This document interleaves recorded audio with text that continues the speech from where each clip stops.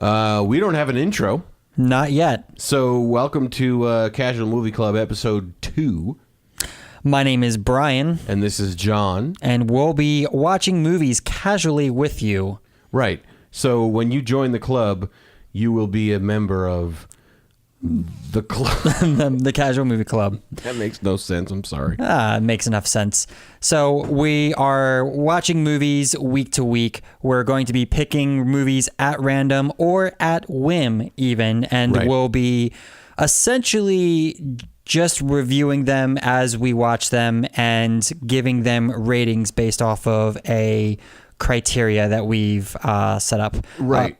What is that criteria, John? Okay, so the criteria, which you can view on our website, casualmovieclub.com, on the leaderboard section, is going to go over the criteria, which comprises of the... Comprises? Is that even a word? I understood what you meant, so it's a word to me. Works for me. Okay. So we are going to talk about... We're going to give these a score of 1 to 5. We're going to start with the acting. You know, how well did the actors convey the story? Was it believable? Were they good at what they did? The script, like the quality of the script, how well was it written? Was it cheesy dialogue and such? The presentation, the kind of more of a technical type of thing, the editing and visual effects usage, if any. Was there too much? Was there not enough? And that type of thing. Music and sound, the audio as a whole, so sound effects, score, and music and that type of thing. Uniqueness, has this been done before? And then also the sleep factor. How likely are you to fall asleep while watching this movie? Another thing I like to equate the sleep factor to is how often am I taken out of the film enough to where I'm distracted? Do I want to check my phone? Do I want to talk to who I'm watching this with or whatever? But sleep factor is how much of a snooze fest is this film? Right. Are you engaged at all? Yes. So that being said, I think we need to just kick this off because this is the very first episode of the Casual Movie Club where we actually did, in fact, watch a movie. And that movie that we picked last week based off of random number generators from Google was 1993's Menace the Menace. I can't think of a more perfect way to start off a podcast. It was crazy. So we literally just watched it. We just ended 10 minutes ago. Right. So what are fresh? It's fresh. It is in fresh. It's so fresh. So what are what's your first thought after watching this movie, Brian? I surprisingly I enjoyed it. I have seen this movie before. I've seen it maybe twice. I can say for sure I've seen it once, but maybe twice. But it was maybe a dozen years ago. I was probably a child when I saw this. I don't remember much of it. So this viewing was like seeing it again for the first time. Sure. I can certainly say the same thing. I think I watched it once shortly after it came out in 93, 94, that neck of the woods, but I don't think I watched it any more than that afterwards. So I'm going to equate this to my first time seeing it as well. I had fun. This was a fun movie to watch. And I'm surprised to say that because I came into this thinking, 1993, Menace the Menace, this is going to be a kid's movie.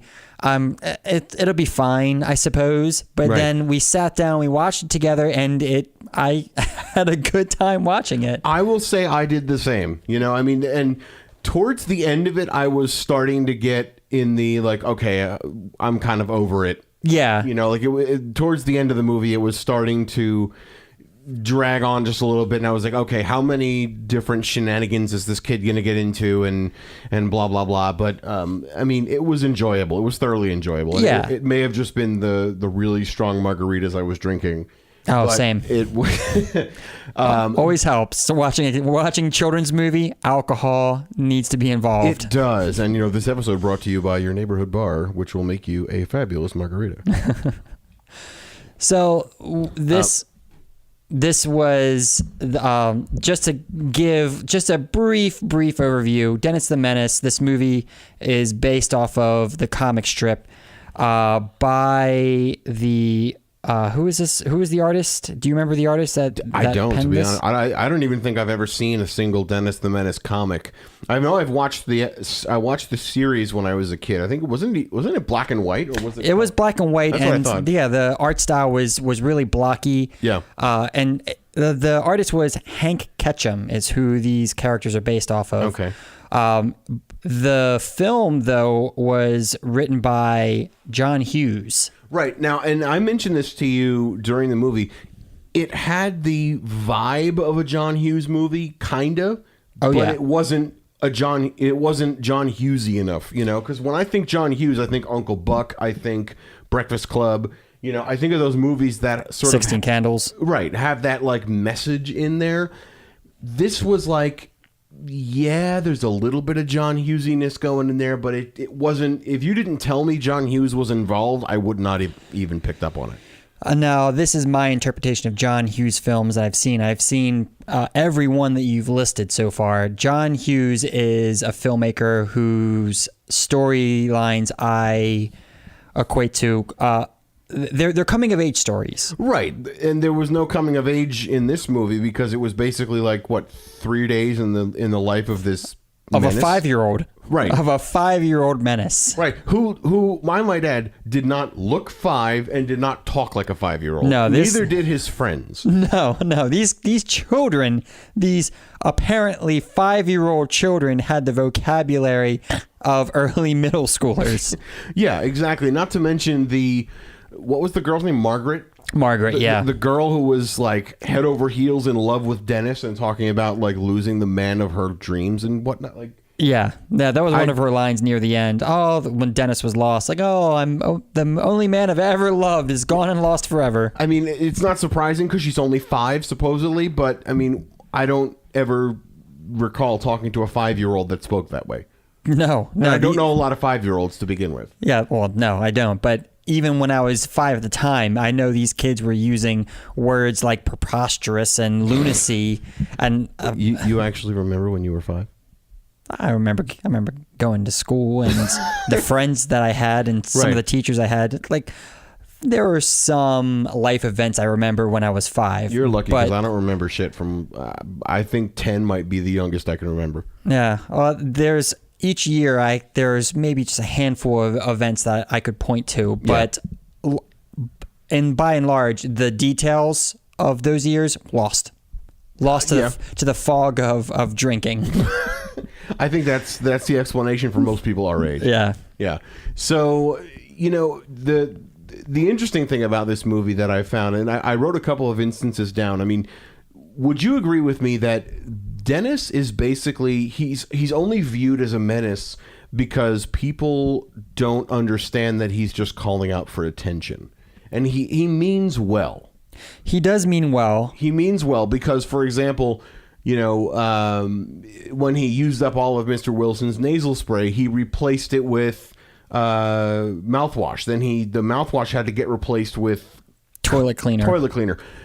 He did that because the other stuff would have been missed, and he didn't want someone to say, "Oh, what did you do with all this?" And he didn't want him to go without. He wasn't being malicious intentionally. I mean, he didn't realize he was being malicious. When he ruined the big plant revelation and such, all he was trying to do was tell Mr. Wilson, "Hey, dude, you got robbed." I mean, Yeah.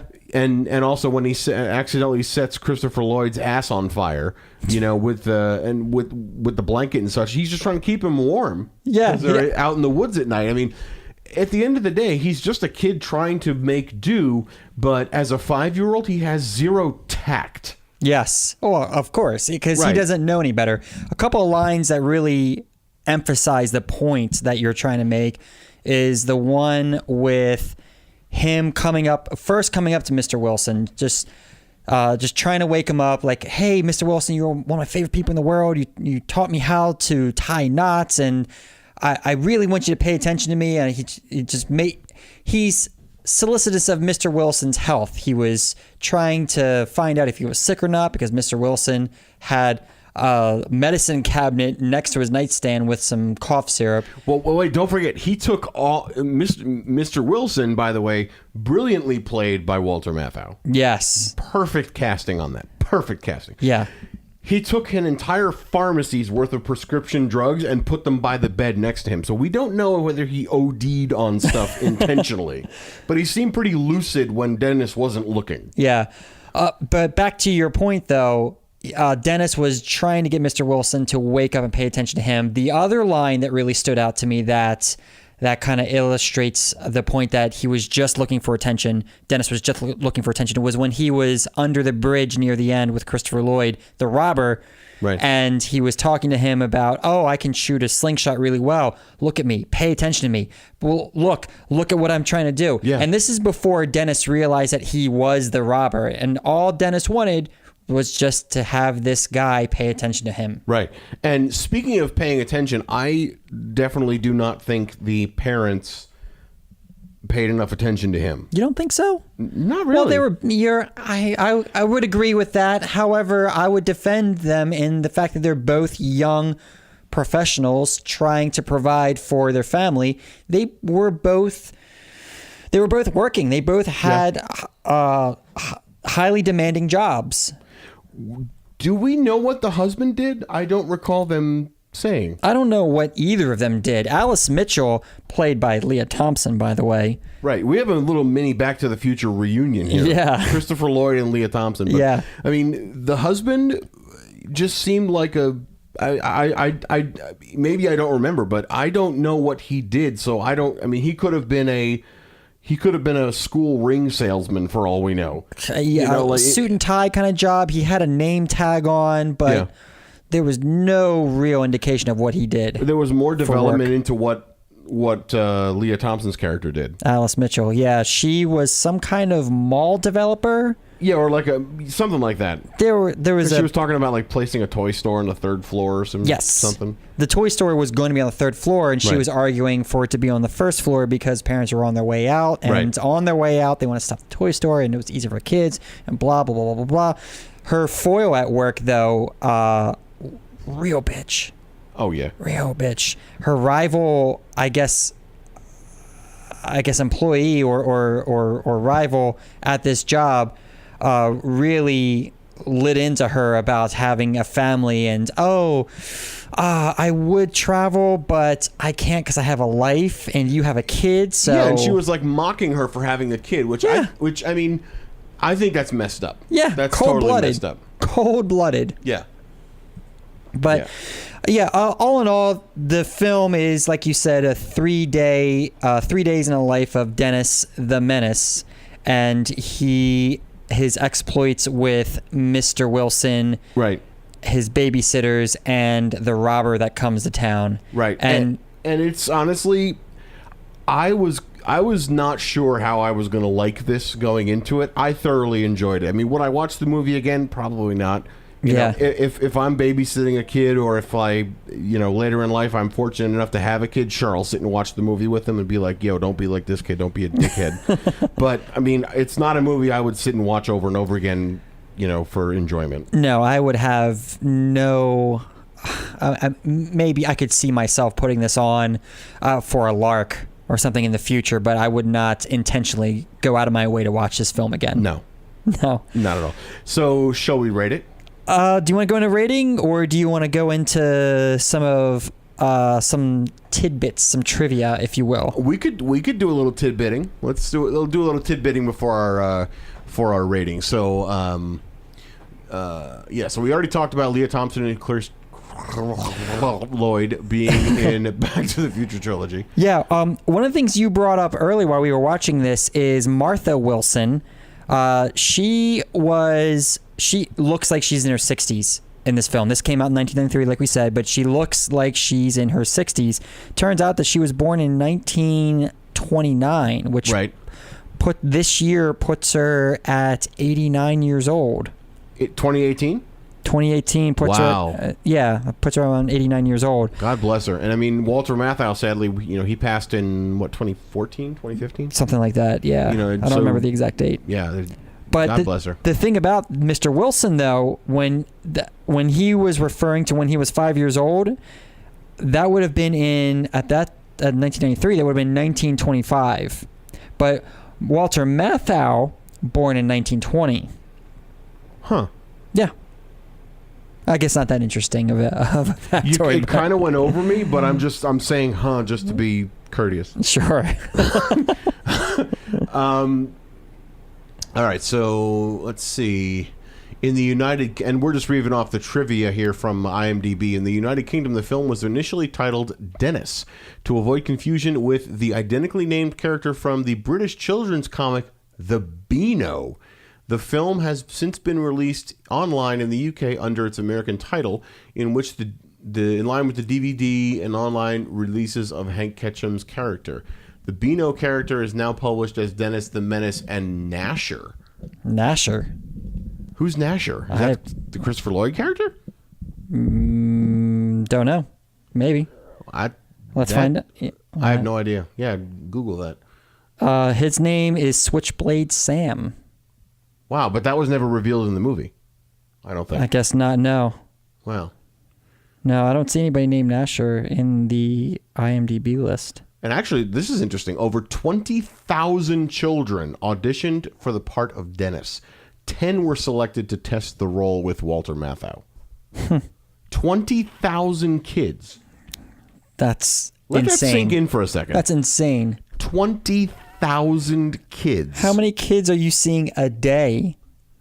20,000. Okay, hold on. I got to do a little math here. 20,000. Let's say you get a half-hour audition. Well, let's call it 15, 20 minutes because you're reading the scene. Let's just say 20,000 kids over the course of a year. They work every single day of the year, 365 days. That's 55 kids a day. Oh, geez. That's a lot of kids. They probably had multiple teams interviewing multiple children. Oh, I'm sure. But that's 55 kids a day. And I mean, with no breaks and everything, it's crazy. Yeah. While we were watching the film, one of the things you called out was Polly the babysitter, Natasha Lyonne. Yes. It turns out that you recognized her as...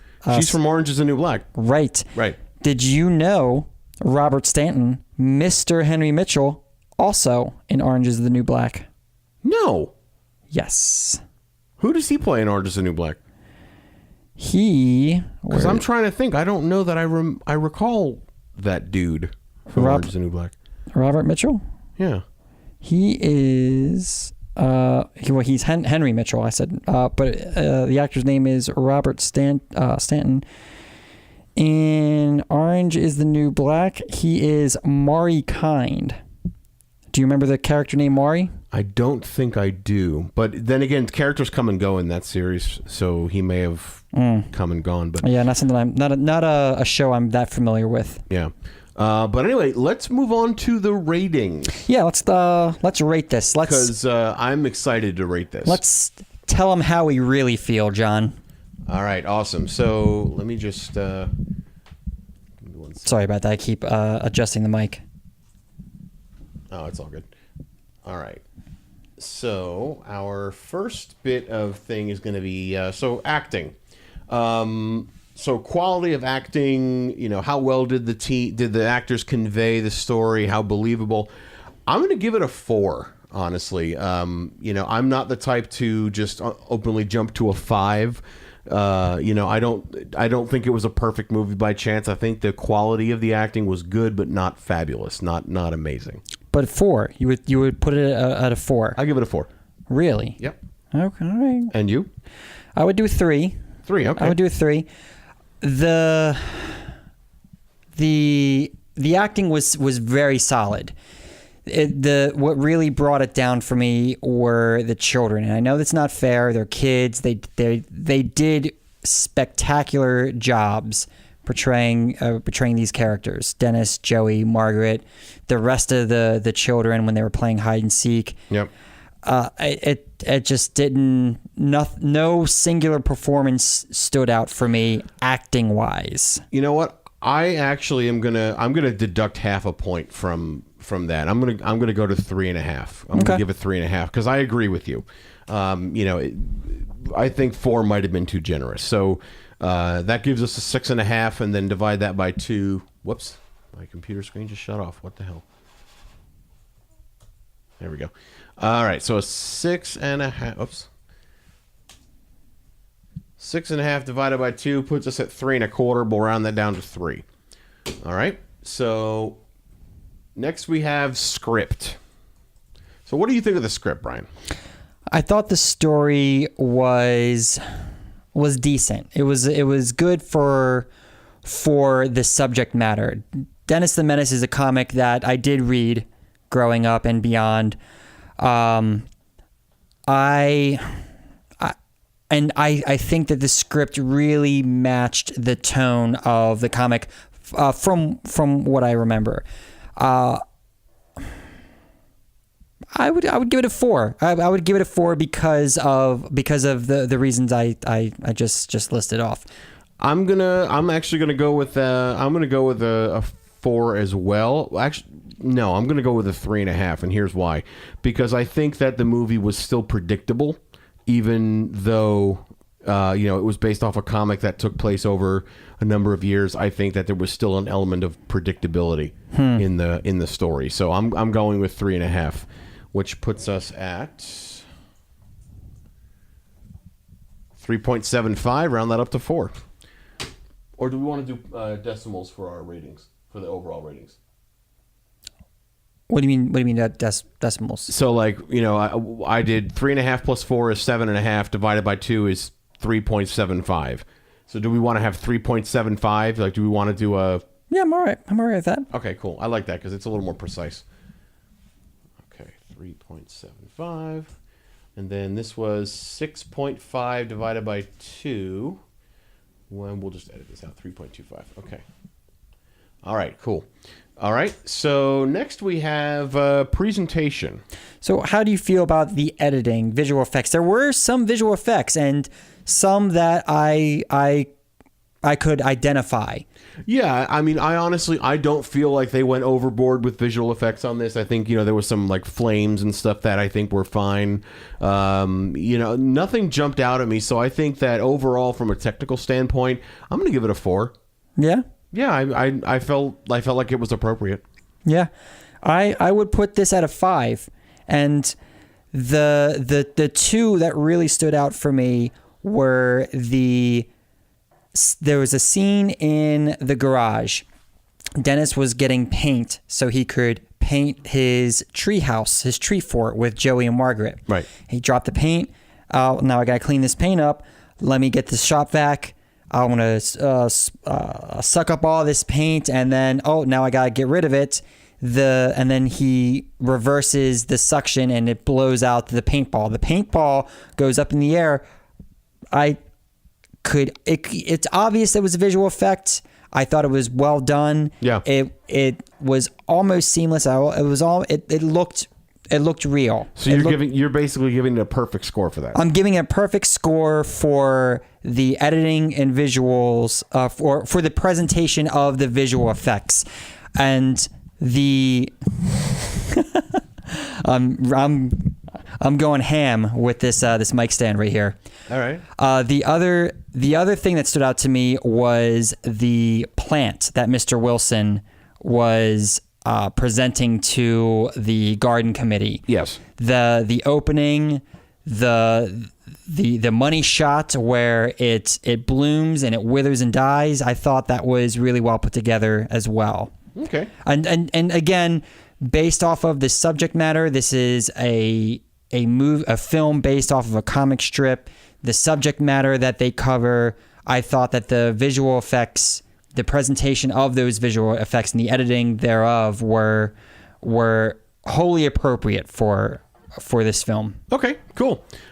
Music and sound. So, Brian, what did you think of the music and sound for this? Did you do your presentation?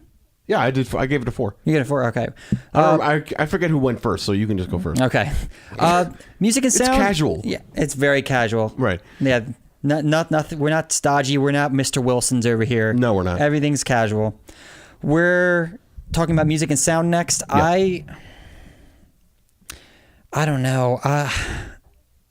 It feels weird giving just passing 5s out like candy, but again, the sound, the score, I thought it felt like very cartoonish when this first started. I was like, oh, this sounds like this was a Warner Brothers film. Right. and it felt like the beginning of a Tiny Toons or Looney Tunes cartoon when this first came on. I could see that. But it did set the tone, and it was appropriate for the film. Yep. So again, I'm going to give this a 5. All right. Well, that's cool. So I am going to give it a 4.25, and the reason being is, I'm a little bit more. I'm not going to dish. I don't dish out perfect scores very easily. I thought that the sound was appropriate, the music was appropriate. A little, definitely on the whimsical side of things, but nothing blew me away. Nothing struck me as being, oh, this is so perfectly done. So, I'm giving it a, 4.25. You are an audio engineer also. That's true, but I had no complaints with the fidelity of it. 0.6, okay.